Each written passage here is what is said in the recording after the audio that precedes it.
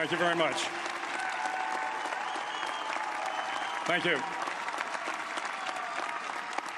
Well, thank you, President Powers, Provost Fenves, deans, members of the faculty, family and friends, and most importantly, the class of 2014. It is indeed an honor for me to be here tonight. It's been almost 37 years to the day that I graduated from UT. I remember a lot of things about that day. I remember I had a throbbing headache from a party the night before.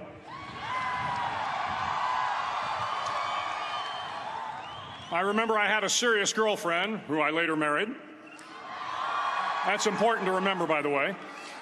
And I remember I was getting commissioned in the Navy that day. But of all the things I remember, I don't have a clue who the commencement speaker was, and I certainly don't remember anything they said. So acknowledging that fact, if I can't make this commencement speech memorable, I will at least try to make it short.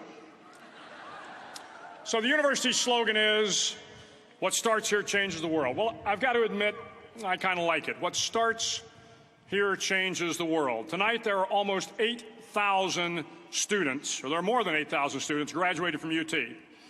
So that great paragon of analytical rigor, Ask.com, says that the average American will meet 10,000 people in their lifetime. 10,000 people, that's a lot of folks. But if every one of you changed the lives of just 10 people, and each one of those people changed the lives of another 10 people, and another 10, then in 5 generations, 125 years, the class of 2014 will have changed the lives of 800 million people. 800 million people. Think about it. Over twice the population of the United States. Go one more generation, and you can change the entire population of the world, 8 billion people. If you think it's hard to change the lives of 10 people, change their lives forever, you're wrong. I saw it happen every day in Iraq and Afghanistan. A young Army officer makes a decision to go left instead of right down a road in Baghdad, and the 10 soldiers with him are saved from a close-in ambush.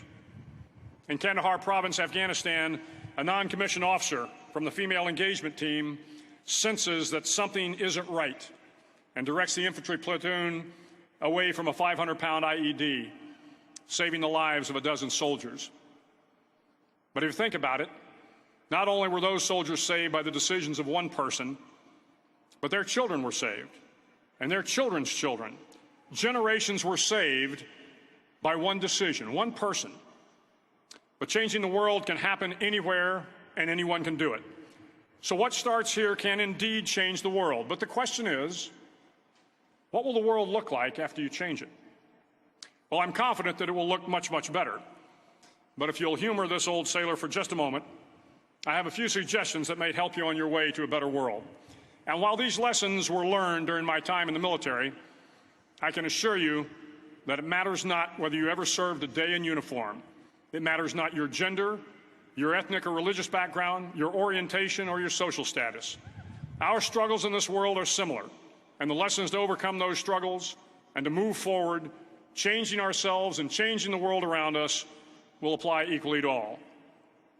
I've been a Navy SEAL for 36 years, but it all began when I left UT for basic SEAL training in Coronado, California. Basic SEAL training is 6 months of long, torturous runs in the soft sand, midnight swims in the cold water off San Diego, obstacle courses, unending calisthenics, days without sleep, and always being cold, wet, and miserable. It is 6 months of being constantly harassed by professionally trained warriors who seek to find the weak of mind and body and eliminate them from ever becoming a Navy SEAL.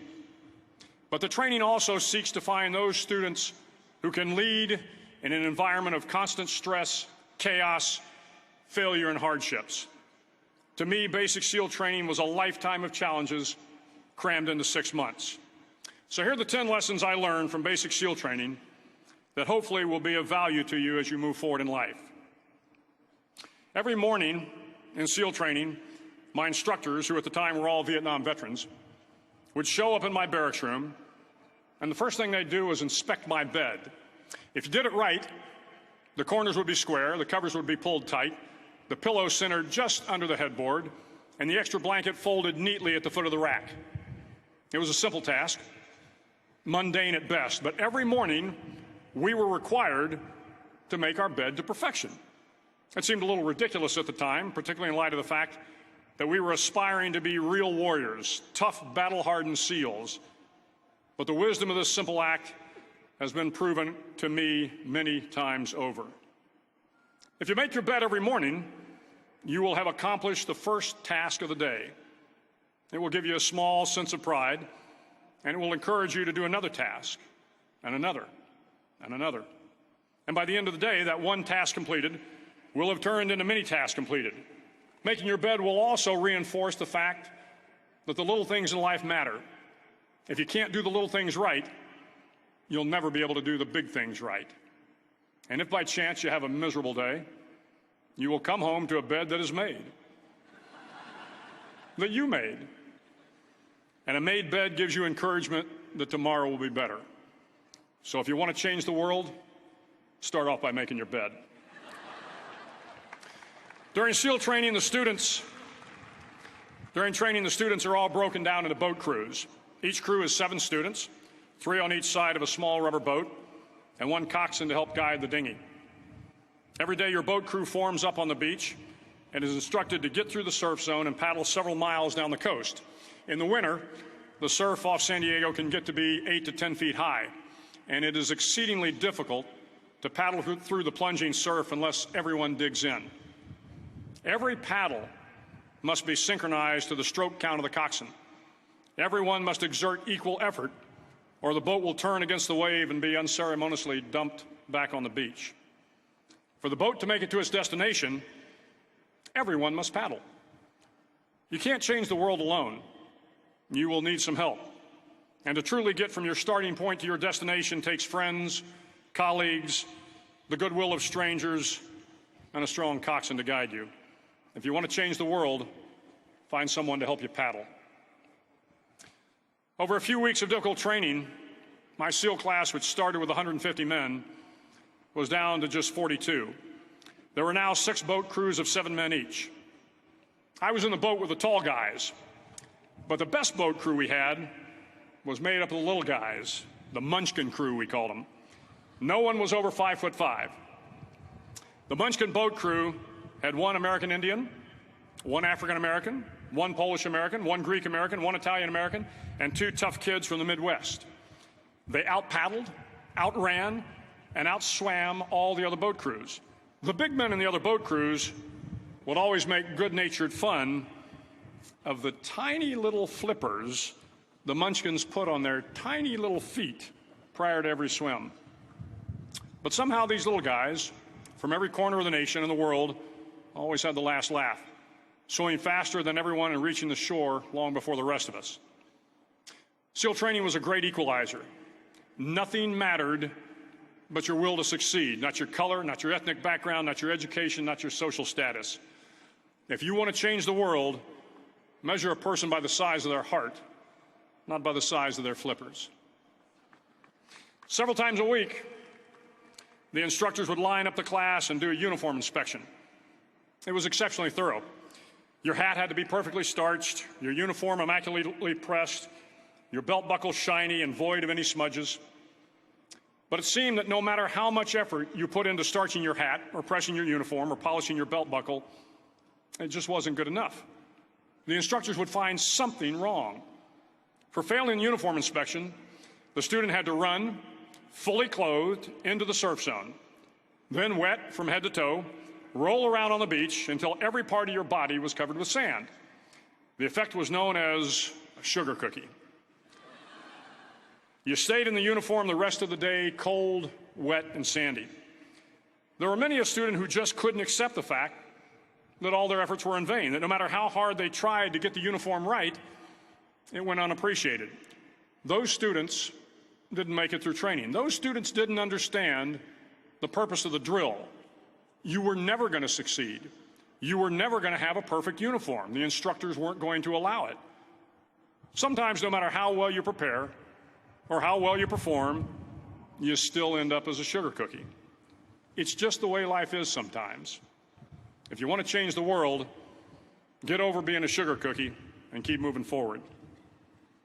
Every day during training, you were challenged with multiple physical events: long runs, long swims, obstacle courses, hours of calisthenics, something designed to test your mettle. Every event had standards, times you had to meet. If you failed to meet those times, those standards, your name was posted on a list, and at the end of the day, those on the list were invited to a circus. A circus was 2 hours of additional calisthenics, designed to wear you down, to break your spirit, to force you to quit. No one wanted a circus. A circus meant that for that day, you didn't measure up. A circus meant more fatigue, and more fatigue meant that the following day would be more difficult, and more circuses were likely. But at some time during SEAL training, everyone made the circus list. But an interesting thing happened to those who were constantly on the list. Over time, those students who did 2 hours of extra calisthenics got stronger and stronger. The pain of the circuses built inner strength and physical resiliency. Life is filled with circuses. You will fail. You will likely fail often. It will be painful. It will be discouraging. At times, it will test you to your very core.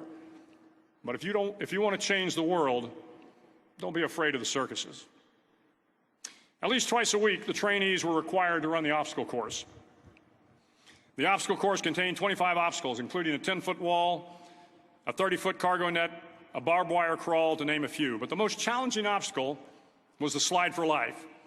It had a 3-level, 30-foot tower at one end and a 1-level tower at the other. In between was a 200-foot-long rope. You had to climb the 3-tiered tower, and once at the top, you grabbed the rope, swung underneath the rope, and pulled yourself hand over hand until you got to the other end. The record for the obstacle course had stood for years when my class began in 1977.